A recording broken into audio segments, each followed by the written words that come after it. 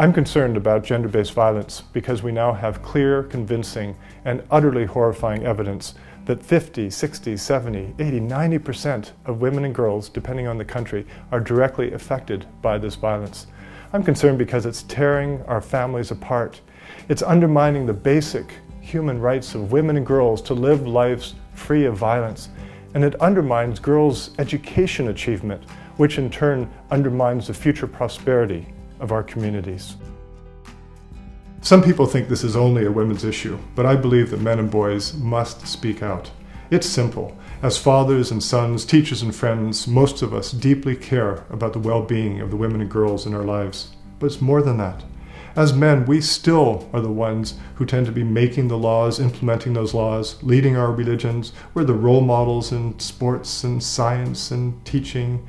And so if we don't speak out against the violence, then other men will believe that we think it's okay.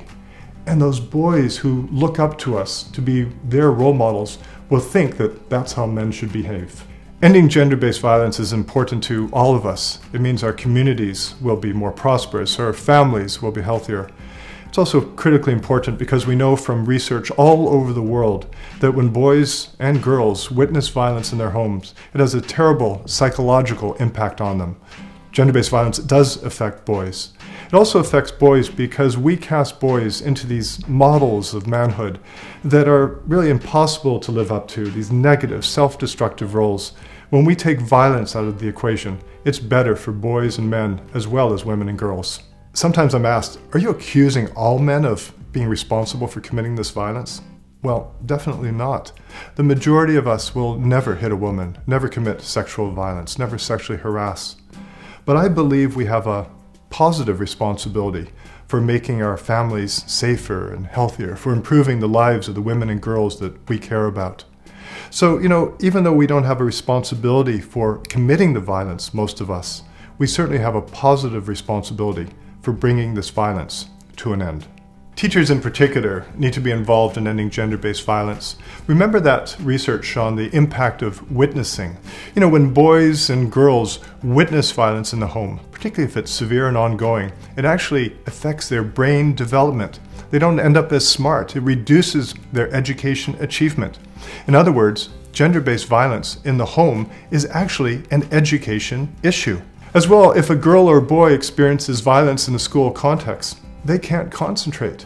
And if they're feeling fear, it actually produces a hormone called cortisol, which prevents learning. It prevents brain development. It is an education issue. Teachers are leaders. We're role models. And that means that as a leader, as a role model, sometimes you got to take a risk. We're setting standards for our students. We're helping set standards for the whole community. And let's face it, parents look to us for advice. They look to us as role models. And finally, and most sadly, in some countries, there are large numbers of male teachers who think it's their right to take sexual advantage of their students. And this brings great shame on our noble profession. And so it is critical that all of us speak out. We now have great evidence and examples from around the world of how we can successfully reach men and boys to end school-related gender-based violence. For example, the White Ribbon campaign all over the world. What we know from the evidence is that we've got to keep our messages positive. Men are not the enemy.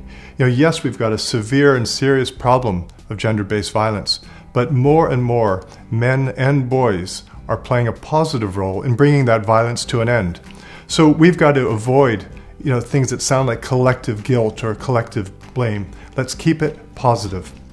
Now, as well, we've got to ground all of our messages in our local cultures, in our local context. One size does not fit all. And, teachers can't do it alone. We need strong partnerships in our communities. We've got to really reach out. That's part of being leaders.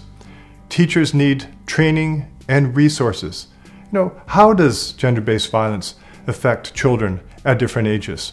How can we most successfully reach children and young adults?